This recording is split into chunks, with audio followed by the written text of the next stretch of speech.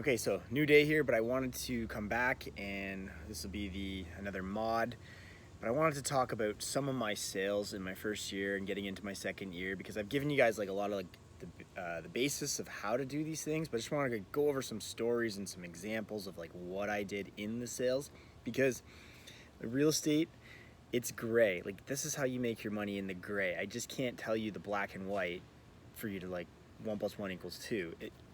Every deal is different, and I'm gonna like give you guys some tips and strategies. Wanted to go over some of my deals.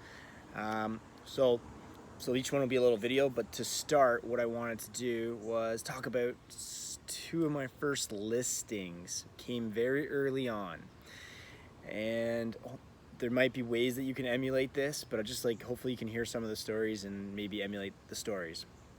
So before I was an agent, I was helping out another landlord rent his properties, and I was learning to be kind of like a rental agent. And I met with tenants and showed them crappy places and pretended that they were good. And eventually, you'd have to go to the Tim Hortons and sign on pieces of paper. And now I'm all about the DocuSign. I don't know. I wish I had that back in the day.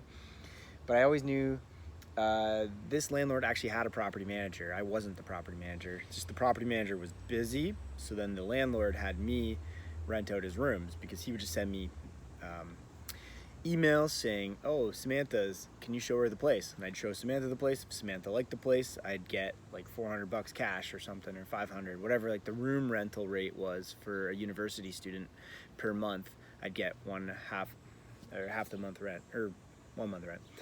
But anyways, so the landlord or the property manager told me when I became an agent, I was doing all the brand new things like, "Hey, let me know if you know anybody looking to sell." And he had another buddy who was a realtor, but he said to me, "Listen, I want to stay out of it, but I know this landlord that I run the property for is looking to sell. Here's his number. Good luck." So I'm like, "Okay, great. I got to call this guy." And I was super nervous at first making this phone call, and I decided I sat in my car and I make the call, and I barely knew what I was talking about. I didn't know the market 100%. And he's like, "I think I could get 225 for this." And I'm like, "Yep, absolutely, we can get that." Because like I just wanted a listing pretty much. And it wasn't too far off on a price. And I got the listing, and it was on one of the major streets in London, Ontario. And I talked to my broker. I'm like, "Well, what do I do?" And he's like, "Just get a sign on this lawn." But I'm like, "Before you sign the paperwork?" He's like, "Yep." And so many other agents out there would probably, "I'm not putting a sign on the lawn until I get paperwork signed, so I know I'm getting paid." Screw that. I'm like, "Okay, got the sign on the lawn. It says coming soon, whatever." And he's like, "All right, send me the paperwork." And this is before the DocuSign and learning how to do that, but I was able to do that on my own time pretty much. And I got that on and listing, and all of a sudden the phone starts ringing because it's on a major street. "Hey, what's the property for sale?" Yeah, it's for sale for 225. Well, can I go see it?" "Yeah, sure. When do I go see it?" How about tonight?" "Sure." And then there was tenants, so then I had to be like, "Well, listen, tenants, 24 hours notice. I can get you into one unit, but not the other ones," because some people were cool, other people weren't. Started getting a lot of calls from the public and started like learning a lot about this.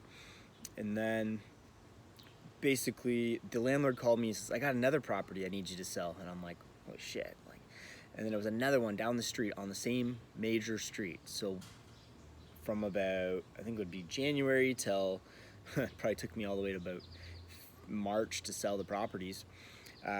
People in London were driving past, "Jeff Weibel, Jeff Weibel, Jeff Weibel, Jeff Weibel." So that was pretty cool in my first couple months being an agent. Everybody's like, "Hey, so I saw you got a sign on Oxford Street." "Yeah, which one?" "Yeah, I got two," right? So eventually it so Matt McKeever and I were in Kitchener for not a limo tour, a bus tour. And it was my buddy Sam Sador putting it on. And we're coming home from Kitchener after the bus tour saying, "We should do a limo tour," because like Jeff Weibel likes limos and everything like that. And it would be better than the bus tour in Kitchener. So we started doing this. And then I got a phone call being like, "Yes, I am at the property." What? And I'm like, "Oh, you are?" He's like, "Can I see it right now?" And I'm like, "Well, it's tenanted, right?" But I'm like, "Let me see what I can do." In my head, I was like, let's just beg for forgiveness with the tenants. You knock on the door, they let me in, great. If they say, "Get the hell out of here," you give me 24 hours notice, it is what it is. So don't get too focused on the rules sometimes. Anyways, I go there and I show it to them, and then they're like, okay, we're gonna go for dinner and think about it. And then they call me like, yeah, we're gonna put in an offer. And long story short, after me having to jump through hoops to get them financing, I ended up double ending that property. So I sold it for my seller, and I sold it, brought in the buyer. And then he also had his other one down the road, and I eventually had a guy reach out to me from the sign call, and I ended up double ending that one too. After I solved mold problems, because all of a sudden there was mold in the basement, and everybody wanted to back out of the deal, and I got the mold guy in there to get rid of the mold, and they're in like white jumpsuits and making sure that they're sanitized.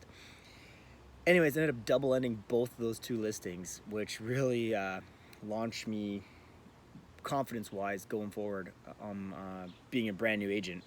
Now, I had a partner at the time who did nothing, and so if some of the guys are already buying this, you'll know if you talk to me on Instagram. I'll say, do not get a partner in your first year. You just, if you're already buying this, you're probably motivated enough to do it on your own. Your partner didn't buy this.